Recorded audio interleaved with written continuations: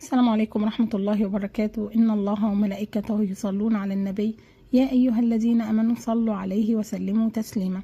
أهلا وسهلا بحضراتكم، يا رب تكونوا طيبين وبخير.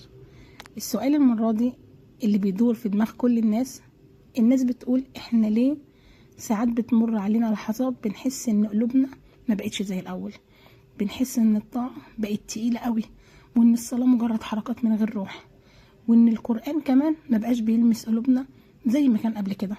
كل ده طبعا بيخلينا نحس اننا بعيد عن ربنا. وبيقولوا كمان ان ساعات ممكن بنحس بالذنب شديد قوي، ممكن نحس ان مفيش فايدة خلاص، وان احنا خلاص بعدنا ومش هنعرف نرجع تاني.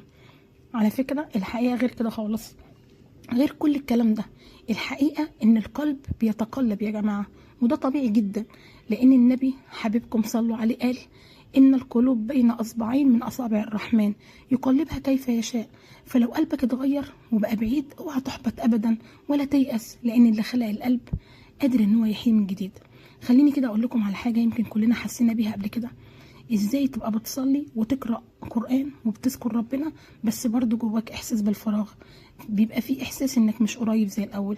هنا بقى لازم نسأل نفسنا سؤال مهم جدا: هو إيه اللي بعد قلبنا عن ربنا بالشكل ده؟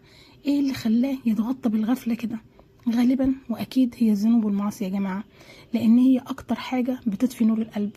كل نظرة حرام، كل كلمة مش كويسة، كل وقت راح في غفلة من غير ذكر ولا صلاة، كل ده كده غبار بيتراكم على القلب لحد ما بيحجب عنه نور الإيمان.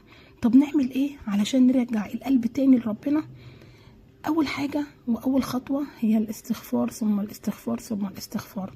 ده بقى مش مجرد كلام بيتقال، ده مفتاح حياة النبي اللهم صل وسلم وبارك عليه. كان بيستغفر ربنا اكتر من 70 مرة في اليوم رغم انه كان معصوم. فاحنا اللي محتاجين بقى نستغفر كتير وباحساس، احساس استغفار من قلب تايب عاوز فعلا يرجع لربنا. تاني حاجة واجملها وهي الصلاة على النبي اللهم صل وسلم وبارك عليه. دي بقى بتنزل على قلبك كده سكينة وراحة، وبتفتح لك كل أبواب الخير، بتبعد عنك الهم والغم. كل مرة بتقول فيها اللهم صل وسلم وبارك عليك يا حبيبي يا رسول الله، أعرف إن ربنا سبحانه وتعالى بيرد عليك ب10 أضعاف، وده طبعا بيطهر قلبك من الهموم. تالت حاجة الصحبة الصالحة. لو صحابك بيبعدوك عن ربنا صدقني عمرك ما هتعرف تحافظ على قلبك، القلوب بتتأثر ببعض. النبي عليه الصلاة والسلام قال المرء على دين خليله فلينظر أحدكم من يخالل. لما تبقى وسط ناس بتذكرك بربنا وتحفزك على الطاعة قلبك هيتشحن من غير ما تحس، سبحان الله. كمان لازم نرجع للقرآن، حتى لو صفحة كل يوم تقرأها بس بقلب حاضر، تتدبر كل آية وتشوف هي بتتكلم عن ايه.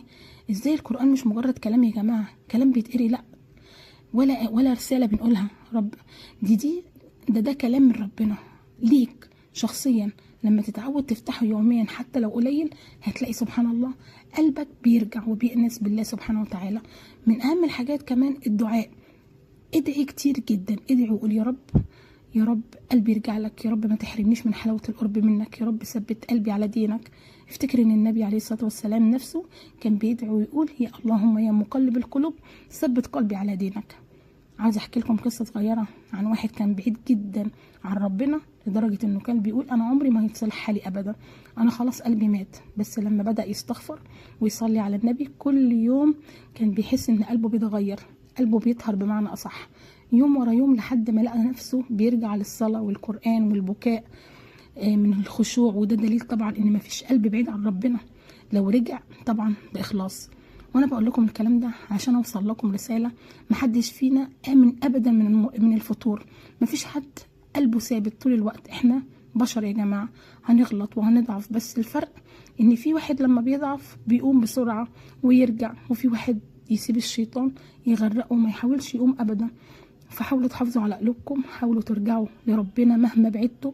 افتكروا ان ربنا سبحانه وتعالى قال قل يا عبادي الذين اسرفوا على انفسهم لا تقنطوا من رحمة الله ان الله يغفر الذنوب جميعا. عايزاك النهارده او عايزاك تاخد قرار انك ترجع بقلبك لربنا، تبدأ بالاستغفار، الصلاة على النبي، قراءة القرآن، ولو خطوة صغيرة المهم انك تبدأ. ربنا هيساعدك وهيقويك وهيثبتك. في الاخر عايزه اقول لك خلي عندك يقين ان قلبك اغلى حاجه عندك. لو ضاع منك اي حاجه في الدنيا ممكن ان هي تتعوض، لكن قلبك لو ضاع منك وهو بعيد عن ربنا هتعيش تايه، عمرك ما هتعرف تلاقي السلام ولا الطمأنينة.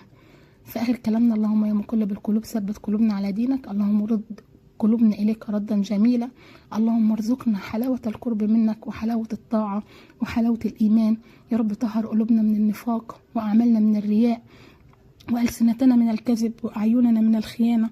اللهم اغفر لنا ما قدمنا وما أخرنا وما أسررنا وما أعلنا وما أنت أعلم به منا. في آخر كلامنا: اوعوا تنسوا تصلوا على حبيبكم النبي وتذكروا اسم الله في التعليقات وتدوس لايك واشتراك علشان يعم الخير وزيادة الأجر إن شاء الله. شكرا جدا على حسن استماعكم، طبتم في رعاية الله وأمانه، والسلام عليكم ورحمة الله وبركاته.